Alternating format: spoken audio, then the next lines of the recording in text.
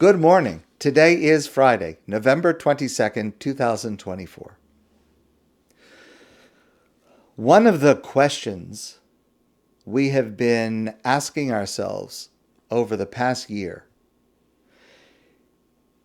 is whether this war that started on October 7th with this terrible massacre, whether this is a religious war on the part of Hamas, or is it a war over territory?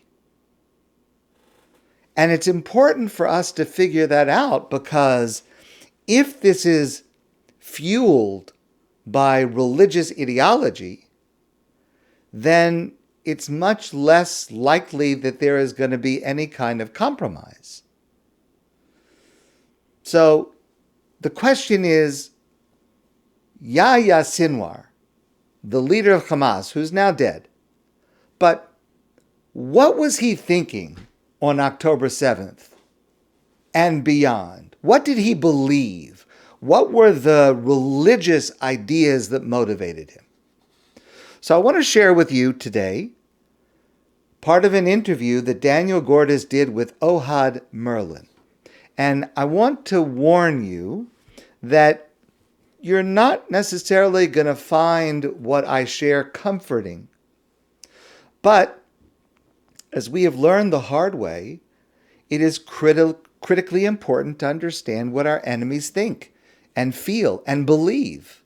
And all too often in the past, we have not done that sufficiently. So to understand what is in their mindset, what do they believe, what motivates them, it's uncomfortable, but we really need to understand this. And the perfect person to try to explain it to us is Ohad Merlin. So Ohad Merlin is a former analyst for the Jerusalem Municipality's East Jerusalem Affairs Unit. He worked for the Israeli government in Amman, Jordan, and also in,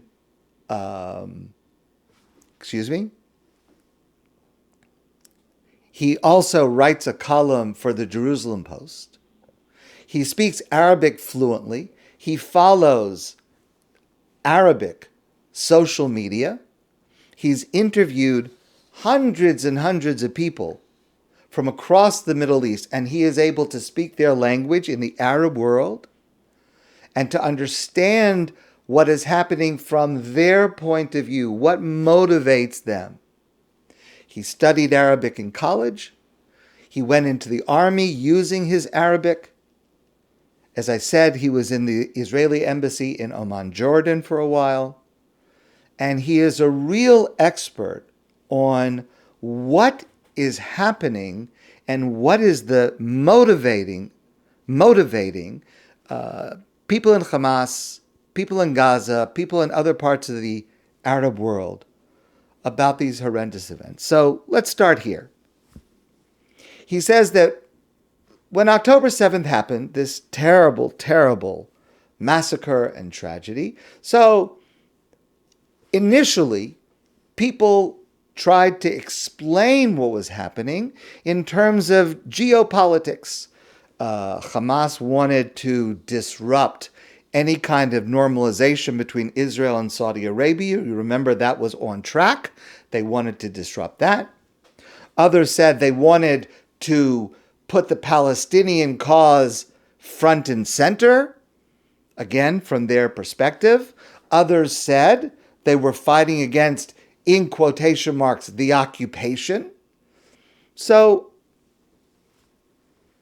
what interests this scholar is, how did Hamas explain it themselves? What did they say to themselves, and what did they say to others in Gaza, to the people in Gaza, in their own words? Now, obviously, what he is sharing with us, what Ohad is sharing with us, is initial findings so far. There's probably a lot more to learn. And obviously, it is going to be incomplete. For example, we can't question Yahya Sinwar because he's dead. But Ohad has access to everything that is within the public sphere in the Arab world. And that means he pays attention to the speeches given by the leaders of Hamas during the October 7th massacre and before that. Because what he shows us, and I'm going to describe this, he showed us that Hamas had a specific framing of the events of October 7th for themselves. For example, they have their own name for it. That operation has a logo and it has a slogan. And altogether, these things form a package in how the October 7th massacre was delivered to the people of Gaza and to those who are listening to these speeches and information in Arabic. So let's start with the name. We refer to this as the October 7th massacre. Some in Israel give it the name the Swords of Iron, something like that. Okay. But they have their own name for this operation, and the name is Tufan al-Aqsa. Now, al-Aqsa, that's familiar. We know what that means. That's the mosque in Jerusalem on the Holy Mount, on the spot of the Beit HaMikdash, a central place of conflict today in Jerusalem.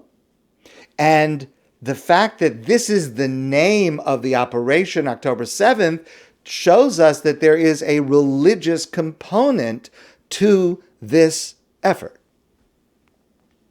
Tufan al-Aqsa. Okay, al-Aqsa, we know what it means. What is Tufan? The word Tufan turns out to be a very, very interesting word. It means deluge. But it is a word that is almost always used in a very specific context, and you may be surprised to hear this. Anyone who is used to an Islamic education, when they hear the word Tufan, they immediately associate it with the deluge and Noah's Ark, what we call the Mabul. And this is part of their scripture, that narrative of Noah and the ark, and the world is destroyed, and Noah starts over. That's part of their scripture. So if you're raised with a Muslim education, immediately, if you hear the word Tufan, immediately you think of Noah's Ark. So from their perspective, here's how they see this. This is Tufan al-Aqsa.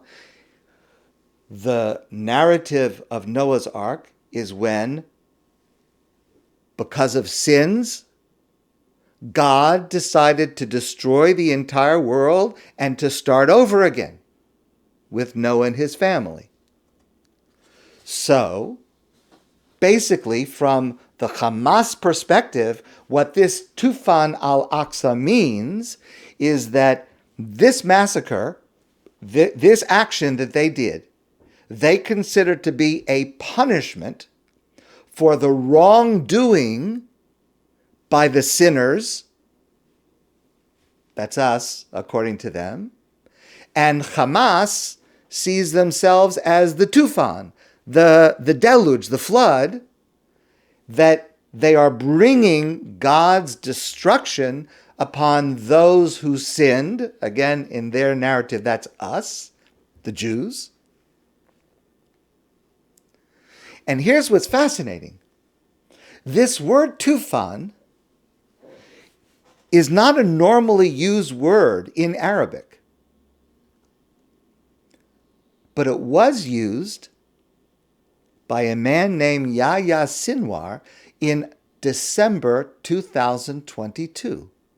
On the anniversary of Hamas's founding, he gave a speech. Now listen to what he said in this speech. This is December 2022. And remember, the massacre took place October 7th, 2023. But remember, there are reports that it was supposed to have happened earlier. It was supposed to have happened in April 2023. And for whatever reason, it was delayed. We actually discussed this one time before. So this is a speech that Sinwar is giving about 4 or 5 months before he anticipated this massacre. Listen to what he said. He said that Hamas would bring upon Israel a tufan, a roaring deluge with countless missiles. Amazing. 4 months before he planned this massacre, he was saying something to his public about a tufan that is coming to punish Israel. So, doesn't happen in April, but it does happen in October. And when it happens in October, anyone who had heard that speech the past December will say, oh, that's the tufan that Sinwar was talking about last December. So you see how Sinwar, the head of Hamas, was foreshadowing to his people what was going to happen, obviously without any details, but using the words that would be used later. In effect, he's setting himself up to be seen as a prophet, because once it does happen, people look back and say, oh, Sinwar said this was going to happen. And he did. He said this was going to happen. Another amazing thing. Let's go back a little further to April 2022. So this is a year and a half before the actual massacre. There's a TV series in Gaza. And the TV series, which showed on Gaza TV in April 2022, the name of the series was Kabudat al-Arar, which means Fist of the Free. I don't know what that refers to, but that's the title of the show. Now, it was a series, it was a TV series that was produced by Hamas Department of Artistic Production. I did not know that Hamas had a Department of Artistic Production. It's Hamas TV. Hamas produced TV shows. Hamas had their own version of Netflix. They produced TV shows in order to serve the purposes of Hamas. And they had this TV show in April 2022 called Kabudat al-Arar. And here's what happens in the TV series. The TV series is it's several episodes, and it's about Hamas militants, terrorists, break out of Gaza, infiltrate Israeli posts, kill Israelis, and take Israelis as hostages back to Gaza. But this is a, quotation marks, fictional TV drama series. Like, if you would watch on Netflix, you would watch Fauda or some show like that. This is showing on TV. But it foreshadows what they actually did a year and a half later in October 2023. And a lot of people in Gaza who woke up on October 7th, 2023, they thought to themselves, oh, this looks like the next episode of that TV show that we were watching. But here's something again incredible. April 2022, a year and a half before the series, a year and a half before the massacre, this TV series comes out. Everybody looks at it as a fictional TV series, only now we know it was a foreshadowing of what actually happened. When the show came out, Sinwar held a big public conference in Gaza, and he gave the producer of this TV show a prize, and he said, and listen to the quote that he said, again, a year and a half before, he's talking about a fictional TV show that just so happens to be foreshadowing the actual events of October 7th. And he said, a year and a half earlier, he said, quote, "This work, this TV show, this TV series, this work is inseparable from a large setup, from the work of our brothers in the Al-Qassam brigades. From their weapons," in the show, he's talking about the show, "from their weapons, manufacturing workshops, from their intelligence, from their various fields of work. This is a great work. It is a foundation of the project of liberation and return." This is what Sinwar said about this TV series a year and a half before October 7th. Okay. Now let's talk about the logo. So it turns out they had a name in advance, Tufan al-Aqsa, and they had a logo. It was done in advance because on October 7th and every single day since, every single video put out by Hamas has the same logo from the first day. This was prepared in advance. So the logo has a man wearing a keffiyeh, he's holding a gun, there are some Hamas flags on it, there's Arabic writing on the bottom, and then there's Arabic writing like in an arc on the top. It's kind of like, sometimes you'll see on a Jewish wedding invitation, kol sasan v'kol simcha, kol chasam v'kol chala, in an arc over the top. Okay, lahavdil, not to compare in any way. All right. What's the symbol? What's the logo? If you look at it carefully, you'll see it's not an arc, it's a dome.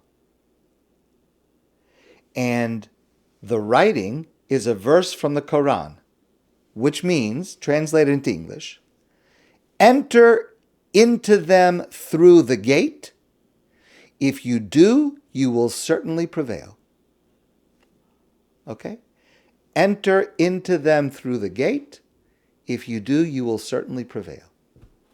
Now, that quote from the Quran has a very specific meaning, because if you had any kind of Islamic education, you know exactly what that quote means. It explicitly refers to the story in the Torah of the Meraglim. It is part of their scripture as well. Remember, we read in the Torah, in the Parsha of Shlach, the Jewish people in the desert, and they sent spies to see what the land would be like. 12 spies. 10 of the spies came back and said, "No, the land's not so good. We're not going to be able to take it." And 2 spies stand up and they say, "Yes, it's good. We'll be able to take the land of Israel." But the Jewish people don't believe them. And it turns into this horrible, horrible thing where the Jewish people don't believe and God punishes them. Now, in the Quran, the narrative goes like this. The verse says, "Enter them through the gate." Which gate are we talking about? Well, it's the mosque. It's Jerusalem. Enter them through the gate. You can go to the promised land through the gate. Enter them through the gate. If you do, you will certainly prevail. In other words, the logo is saying, if we enter Jerusalem, we will prevail. That is, the spies said, if we try to take Israel, we won't do it. We won't make it. But this version, and it is clear to anyone who studies the Quran that this is the context. And listen to how the symbolism goes, because in this symbolism, Hamas are the biblical Jews, right? They're the ones, Hamas is, so to speak, sending spies. and not like the Jews did. The Jews said, oh no, we won't be able to do it. What the Hamas militants are saying, Hamas, enter the gates and you will go into your promised land and you will conquer it. Hamas is saying through this logo that this, meaning the entire land of Israel, including Jerusalem, this is our promised land, they are saying. And we're going to go through the gate.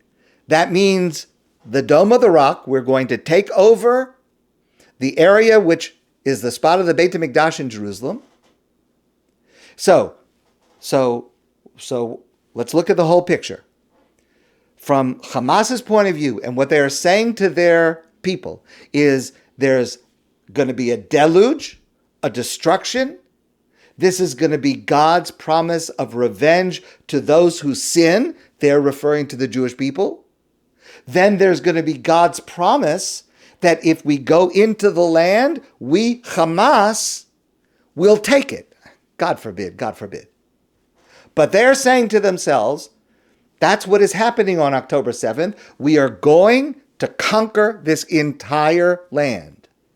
And this is the promise of the end of days, which is the next step towards which Islam will rule the world. So I just want to sum this up for today.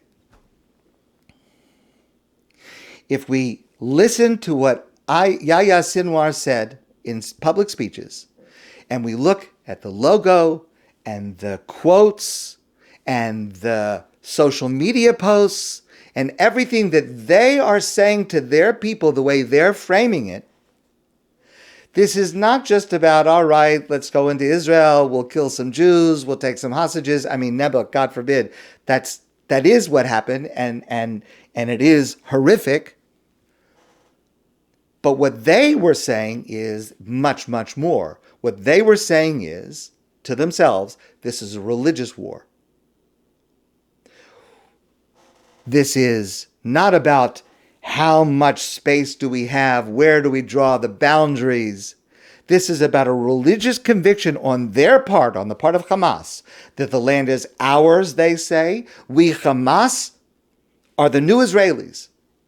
Just like God promised the land to the Jews, now God is punishing the Jews, God forbid, God is punishing the Jews, taking Israel away from the Jews and giving it to Hamas.